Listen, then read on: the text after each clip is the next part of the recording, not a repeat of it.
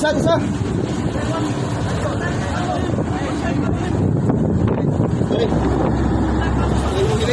Bira. Sa naman, gigunitan naman niya. Ayo. May talianan niya dito, wala. Wala, giyarang gigunitan, gipugungan niya.